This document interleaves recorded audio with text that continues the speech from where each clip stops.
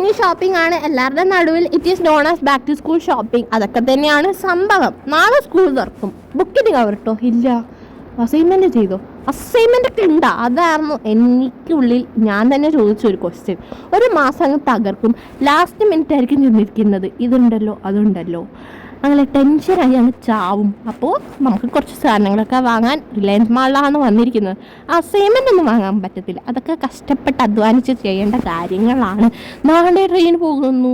അപ്പോൾ നമുക്ക് ആദ്യം പോയത് ഹൈപ്പർ മാർക്കറ്റിലാണ്. അവിടുന്ന് ഒരു ട്രോളി ഫുൾ സാധനങ്ങൾ. അതെന്ത് സാധനങ്ങൾ? തിന്നാനുള്ള സാധനങ്ങൾ, അത് മാത്രമേ ഉള്ളൂ. ഇതാണ് അതിൻ്റെ ബാക്ക് ടു സ്കൂൾ ഷോപ്പിംഗ് എന്ന് ചോദിച്ചു അമ്മ. പാത്രം കണ്ടപ്പോൾ ചെറുതായ അമ്മ അവിടെ നിന്നു. പിന്നെ ഒരു കസാല അവിടെ ഉണ്ടായിരുന്നു. ആ കസാല ഇരുന്നപ്പോൾ ആ സൂപ്പർ മാർക്കറ്റ് ഭരിക്കുന്നത് ഞാനാണ് എനിക്ക് തന്നെ തോന്നിപ്പോയി. കുട്ടീനൊരു ഫാനും ഉണ്ടായിരുന്നു കാറ്റ് വീശാൻ. വിശക്കുന്നേന്ന് പറഞ്ഞപ്പോൾ അവിടെയുള്ള ഒരു കഫേയിൽ കയറി. അവിടെ നിന്ന് 2 സാധനങ്ങൾ പറഞ്ഞു. ക്ഷമയില്ലാത്തത് കൊണ്ട് കുറേ നേരം അവിടെ ഇങ്ങനെ നോക്കിക്കൊണ്ടിരിക്കുകയായിരുന്നു. സാധനം വന്നോ. അവസാനം എത്തി. ഒരു പപ്സും പിന്നെ പീസ സ്ലൈസും. ഏറ്റവും ചെറിയൊരു പീസ കണ്ട് വയറ് നിറഞ്ഞു കിട്ടിയിട്ടുണ്ട്. ഇനി വീട്ടിൽ നമുക്ക് പോകാം. എന്നിട്ട് ഉച്ചക്ക് എന്താണെന്ന് ചോദിച്ചപ്പോഴോ നല്ല ബെസ്റ്റ് ചോറും പരിപ്പറിയും. എൻ്റെ മനസ്സങ്ങോട്ട് തകർന്നു പോയി. ഇനി വീട്ടിൽ പോയിട്ട് ബുക്കിനൊക്കെ കവർ ഇടണം. പകുതി വഴിക്ക് എത്തിയപ്പോഴാണ് ഓർത്തത്, അയ്യോ ബുക്കിന് കവർ വാങ്ങിയില്ല.